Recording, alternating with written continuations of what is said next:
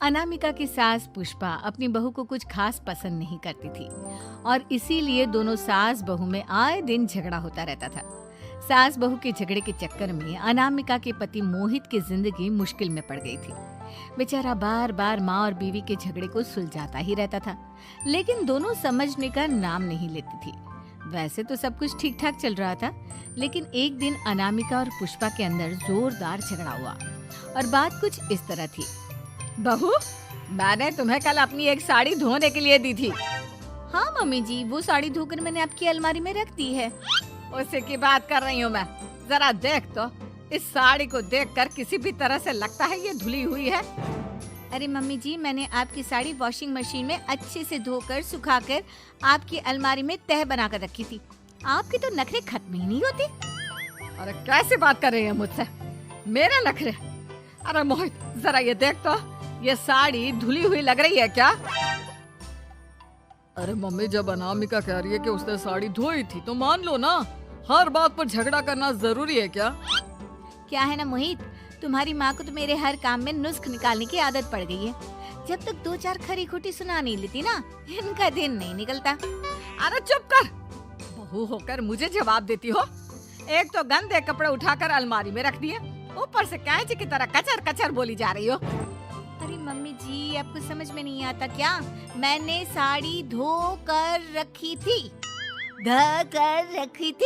तो फिर इतनी गंदी क्यों लग रही है? अब मुझे क्या पता मम्मी जी, आप इस पर इस तरह तेल और घी की चिकनाई के दाग लगाकर लाएंगी तो ये मेरी जिम्मेदारी थोड़ी ना है। अरे तो हाथ से धोना चाहिए था ना। मैं आपकी बहू हूँ, नौकरानी नहीं जो एक कपड़ा रगड़ रगड़ कर हाथ से धो दूंगी।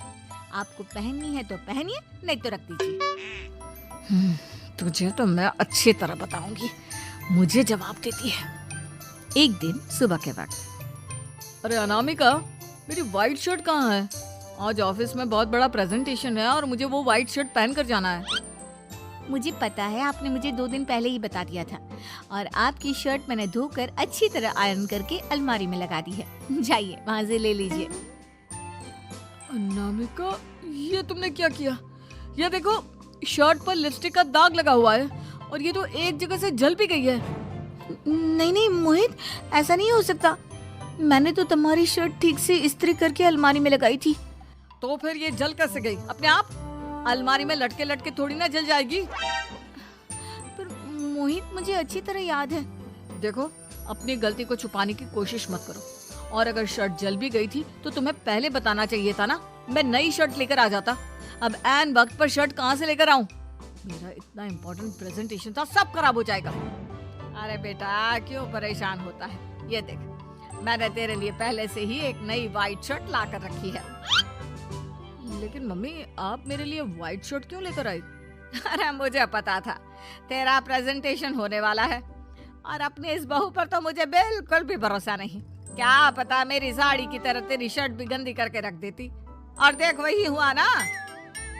बेटा, सारी टेंशन छोड़ और ये नई शर्ट पहन कर जा।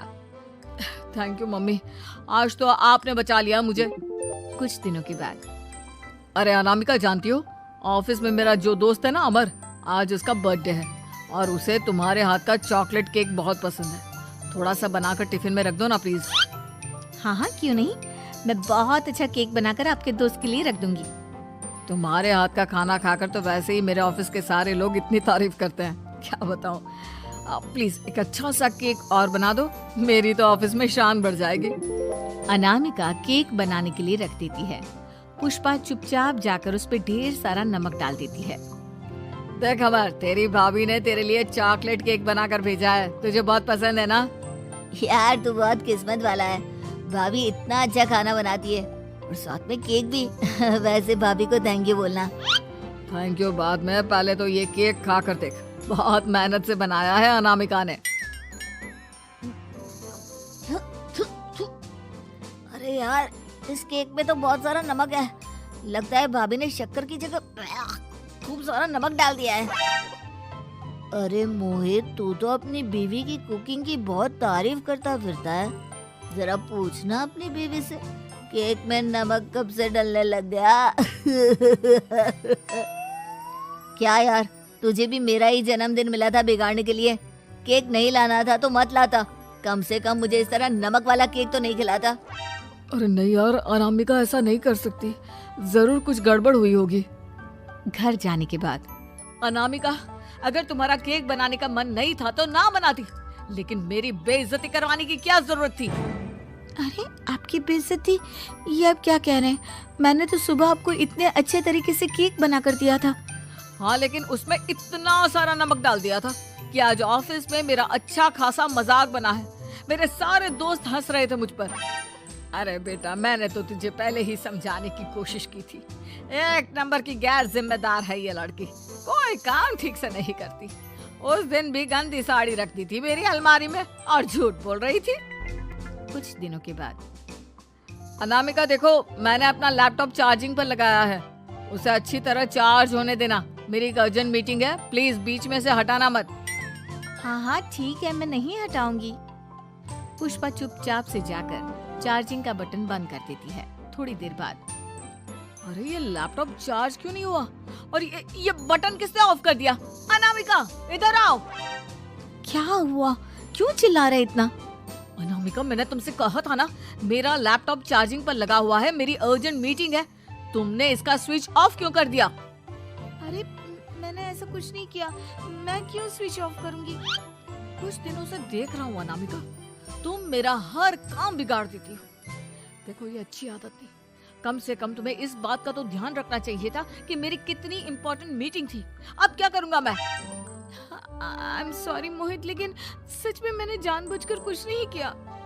अगर जानबूझकर नहीं किया तो क्या सब कुछ अपने आप हो जाता है? कभी मेरी शर्ट जल जाती है, कभी केक में नमक डल जाता है।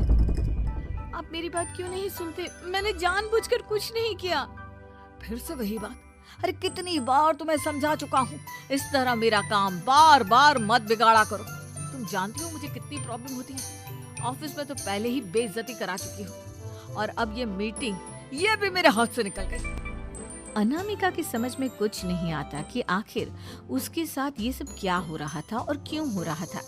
फिर कुछ दिनों के बाद मोहित अपने ऑफिस से कुछ फाइल लेकर घर आता है। अनामिका, ये कुछ फाइलें हैं, इन्हें संभाल कर रख दो, और प्लीज इस बार ध्यान से, कोई गड़बड़ी नहीं होनी चाहिए। नहीं मोहित, कोई गड़बड़ी नहीं होगी। मैं सारी फाइल्स अलमारी में लॉक करके रखूंगी और चाबी अपने पास रखूंगी। अनामिका, जरा अलमारी की चाबी तो देना। क्यों मम्मी जी, आपको क्या काम है? उसमें मोहित की जरूरी फाइल रखी है और मैं नहीं चाहती कि इस बार कोई भी गड़बड़ हो। पता नहीं, कुछ दिनों से हर काम खराब हो जाता है। अरे मुझे उसमें से पैसे निकालने हैं और उसके बाद ले लेना अपनी चाबी। मैं खा नहीं जाऊंगी तुम्हारे पति की फाइल। अनामिका को अपनी सास पर शक होता है। चाबी देने के बाद वो चुपचाप छुपकर अपनी सास की हरकत देखती है। ये फाइलें उठाकर डस्टबिन में डाल देती हूँ, फिर देखना कैसे मोहित इसकी खबर लेगा। इस बार तो छोड़ेगा नहीं इसे। वैसे भी पहले मैंने जो कुछ भी किया है उसकी वजह से अच्छी खासी डांट पड़ी है, मजा आ जाएगा। अच्छा, तो ये बात है। सारा काम मम्मी जी बिगाड़ देती हैं, वो भी इसलिए क्योंकि मेरा उनसे झगड़ा हो गया है। सास के जाने के बाद अनामिका मोहित को बुलाकर लाती है। क्या हुआ अनामिका, क्या दिखाना है? ये देखिए, आपकी फाइल डस्टबिन में पड़ी हुई है। इसीलिए तो कहा था संभाल कर रखना, और तुमने उठाकर ये फाइल डस्टबिन में डाल दी।